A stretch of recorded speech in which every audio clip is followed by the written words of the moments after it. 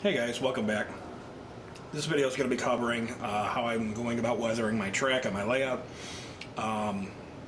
color I settled on, how I came up with it, steps I'm taking, product I'm using, that kind of thing. But I thought before we dove into that, we'd take a moment and just talk a little bit about what things impact the color of the rail. You know, what impacts it? What is it that really causes that unique appearance? And there's various things. Are you modeling the steam era? Are you modeling the modern era? Are you modeling out west in the desert, or possibly in the East Coast or the Midwest? All this stuff impacts that. The number one thing is what looks good to your eye. What really looks good to you? What appeals to you? There's so many variations out there that I really find it hard to sit there and point a finger and say, well, that's just wrong, and I don't really subscribe to that. So that's the first thing. It's got to look good to you. It's your layout, it's in your home, it's your time, your effort, your money, and you're the one who has to look at it all the time. So you gotta build it and stuff to suit you. So that said, let's go back a little bit. If we want to talk about era.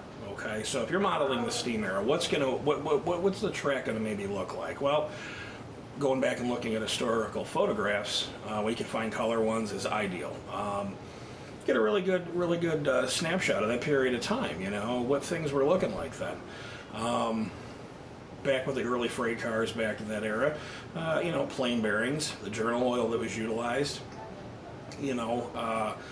A lot of that had a greenish tint to it, or a greenish hue, if you will. So the rails would take on this color where they had just the slightest kind of green appearance to it, believe it or not. Plus you had the grease and the oil dripping off the locomotives. You had, let's face it, steam engines were dirty machines. It was a much dirtier industry back then. So that would all impact the color of the rails. Not to mention, back then also a lot of railroads, they'd dump all the cinders from the steam locomotives along the right of way, as kind of a ballast and stuff. So, that would even impact it a bit. If you're modeling, a transition era, first gen diesels, you could still kind of get away with that same look. It was still a pretty dirty industry. You still have, the oil and the grease and stuff like that. But now if you transition into the modern era, today's railroading, if you go out and you look at mainline trackage, you'll notice you really don't see oil and grease and stuff. You'll see some rusting, oxidation, if you will, but predominantly the color you're seeing is, just achieved from the rail itself, just kind of aging, but then also, discoloration from braking and things like that, and that type of stuff. Now, another thing that's going to impact this is, like I said, what area are you modeling? Are you modeling a railroad that's on the East Coast? Or are you modeling the Southwest, where it's a much drier, more arid climate? That's going to impact the color. Another good thing to also consider is if you have elevation changes on your layout, the tracks are heading upgrade, if you will. Well, think about the real railroading world. You get a train pulling upgrade, the odds are it's going to be dumping sand for some added traction, Now that sand can also cause a certain color to appear on the rails, a lighter color, a lightish tan, or even a whitish color almost. So that might be something kind of unique to model or to incorporate into your layout, maybe get some people scratching their heads a little bit. Is it a downgrade? Or is the train going downhill? If so, you might have a slightly different color taking hold because of braking and stuff like that on the train going down the grade, So that's another aspect. Are you modeling an engine servicing facility where there's locomotives parked all the time, that track obviously isn't seeing the same kind of use, but it's also getting used, in its own way. So you might have piles of sand right next to the tracks and stuff like that. You might have a little bit of fuel that was spilled, you might have discolorations from maybe some oil that was leaking here and there. You know, is it a freight yard? You know, if you're modeling a freight yard, which, you know, predominantly has cars, you know, obviously occupying the track most of the times when trains are being made up or broken down into other trains, you know, that's going to take on its own unique appearance, you know. Plus, you might want to incorporate a lot of debris in that type of an environment too, you know, scraps of wood and paper and things like that stuff. But getting back to the track here, what you're looking at on mine right now, in the background is the 2 tracks for the double main line, and in the foreground, this track right here, this is a siding that's going to lead into a engine servicing facility. Now, I can tell you by looking at this through the camera that the track appears much, much lighter in color than it actually is in person. Down here in my basement, I've got just fluorescent lights on right now, so it's reflecting a little bit off the blue background of the backdrop, if you will. So that's kind of impacting it a little bit. I mixed up my own color. I sprayed it through an airbrush. I'm going to go ahead and tighten in just a little bit here. And we'll take a little closer look at the one of the main lines here. Let me get this back in focus a little bit for you. Okay, so that color, if you look at it, you know, it kind of looks like a chocolatey brown on camera, but in person it's a bit darker than that.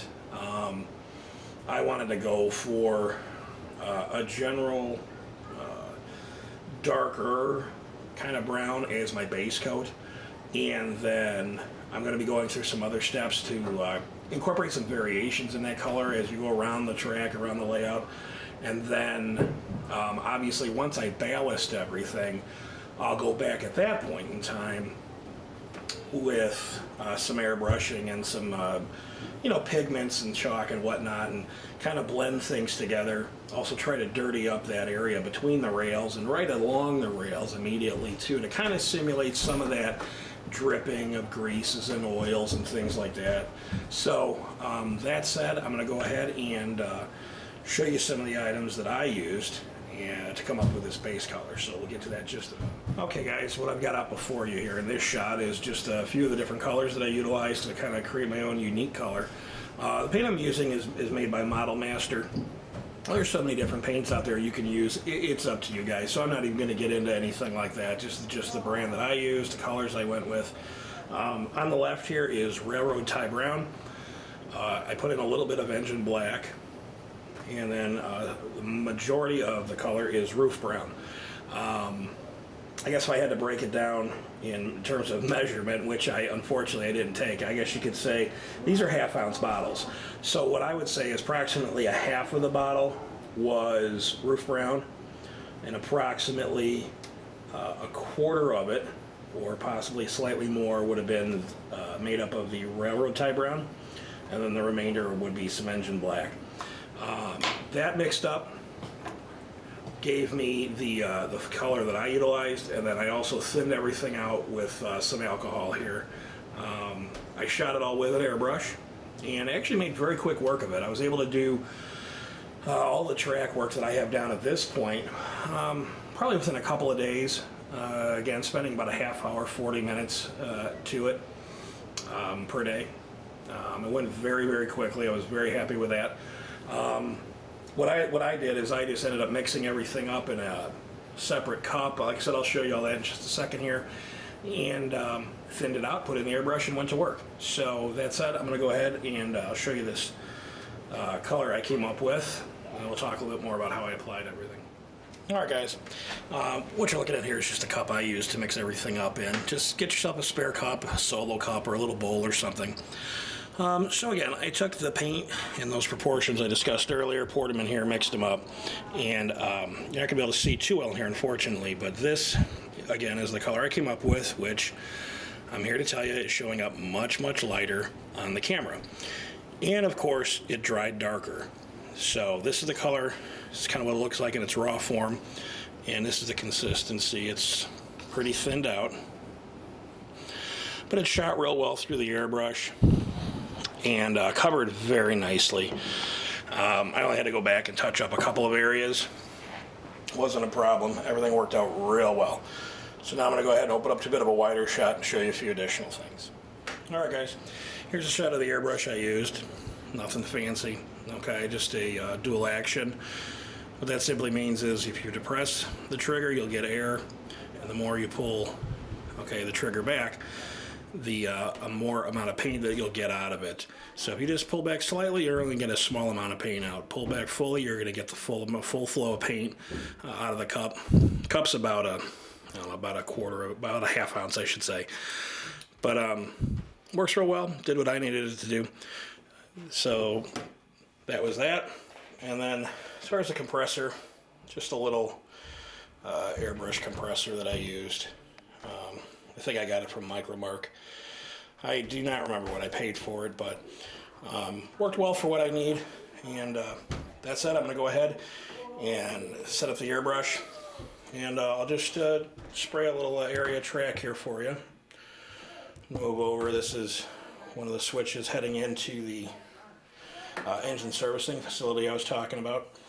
So let me get set up for that, and we'll come back and I'll show you that real quick.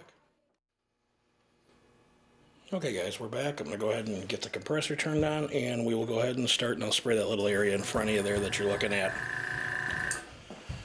Obviously you can tell, just raw Atlas track. It's not primed or anything. We're going to go ahead and get started on the track closest to the camera. And I'm just spraying. I'm not worried about any kind of overspray right at this point. I like to spray, for my taste, the middle rail as well. I want to spray everything that I can get to from one side. That way I find I don't really miss anything, and I get some good coverage. And that's all I do real quick. And then I'll come back in with an older towel and clear the top of the rail heads off real quick before it gets dry. You come along and do this right after you spray. Makes it so much easier than trying to come back later and sand things off. Do a few feet, come back, clear it off right away. And you will be glad that you did. And there you have it. That's all there is to it. Just that quick. Okay? Again, there's no right or wrong way with the color or techniques. The only thing I will advise you on is that when I'm going to turn the camera a little bit, so pardon me here, are the switch points. Now obviously, you spray these. You don't want them to be gummed up or anything. They will not function properly, okay? So what I like to do is come in there and just give it a light shot, and I'm done with it for the moment. I'll let that dry. I'll come back in a little later, and I'll give it another light coat. And I found by having a couple of light coats that I will not end up having any functional problems with the switch that way. But again, you got to do what suits you, what appeals to you, what you like. So there we are. I'm going to tighten up just a little bit. See if I get the camera to cooperate. Okay, and there you have it. Our rails are painted. We clean the top of the rails off. All we got to do now is wait for it to dry, and we can proceed on to the next step. I'll show you that in just a second. Okay guys, we're looking at another switch that I had completed earlier that's dry right now. You might notice some areas on there that are much oranger in appearance than the other areas. Okay, right in here and in here. And on camera, again, it's coming across as a lot brighter than what it is in person. But that said, let me go ahead and just zoom in here a bit. Okay, it has a very strong orange appearance to it. Now, to look at it, yes, it's way too orange, way too strong. But I'm going for this look right now because when I complete the ballasting, I'm going to come back in and I'm going to airbrush a color I've got mixed up already. It's kind of some grimy black, some railroad tie brown, a little bit of gray mixed in, and that's going to give it just a darkened oily appearance between the rails, you know, that you'd see especially from steam era and early diesel era. And I'm also going to be doing immediately along the sides of the rail. And I've experimented with this in a separate section of track, and the final look is fantastic. Once I do that airbrushing, and then after that's actually done, I'm going to go back over it with some chalks as well, some grays and blacks and whatnot. And I did a test section, and what I found is going with a color like this, after I've airbrushed it again, after the ballasting and I've chalked it and stuff, you're left with just a very, very slight, subtle hint of this orange kind of still popping through a little bit, which is what I'm after, because I want to capture, you know, obviously the color of the rails, but also that little bit of rust you see from the tie plates and the spikes and stuff like that, okay? So, that said, this is just, it's a multi-step process. And I'm going to go ahead and show you how I did this right now. Let me zoom out here. What you're going to need to get is an old bowl so you can mix up your material in here. Let me go ahead and just move the camera to a better location. Change the angle just a bit. We'll go ahead and zoom in here. What I'm going to be using for this part of the process is this pigment. It's from Vallejo. It's Old Rust is the color name. We're going to start by just dumping some of that into the bowl. And it doesn't take a lot. A little bit's going to go quite a long way. So there we go. A little bit of powder. What we're going to do is we're going to mix that up with a little bit of alcohol. And what I like is just get yourself an old cheap, you know, artist brush or something like that, and works really well. Just make sure it's well mixed. Okay. Like so. And then what we're going to do is brush this along certain areas of the track work. So now that said, I'm going to go ahead, I'm going to position for a little bit of a different shot on a section of track, and then I'll do a little bit of that, show you what that looks like. Okay, I've repositioned the camera. We've got that solution mixed up I showed you just a moment ago. And all you're going to do is just dip your brush into it, obviously. And you're going to come along the track work here and just brush it on. And, you know, spread it out in certain areas, maybe leave it heavy in other areas, okay? And like I said, when it dries, it's going to have that real heavy orange appearance I showed you in the other shot. But that's okay, because like I said, when I come back in later and I go over all of this with the airbrush and the chalks and stuff like that, it's going to give me that final look that I'm after. It's going to give me a really nice appearance, and the orange is going to be toned down tremendously. Okay, now that area we did right there is eventually going to dry, and like I said, it's going to have this kind of appearance to it here. Now this again is coming up much brighter, but once I go over it, and you see in subsequent videos that'll follow this one, the final color and final result looks really, really good. So I'm really happy with it. But like I said, we brushed it on here. Trying to get the camera to cooperate and zoom in on this here a little bit for you, which it's not wanting to do. But that's the area we covered. It's still a little bit wet. You can see there where I stopped, the color difference there. But again, so when it dries, that's what we're going to have is this final color here. And once I move on to the ballasting process of everything, we'll go ahead and we'll continue the video series, and you'll get to see the final look. So thanks for watching, and like I said, more to come in the future.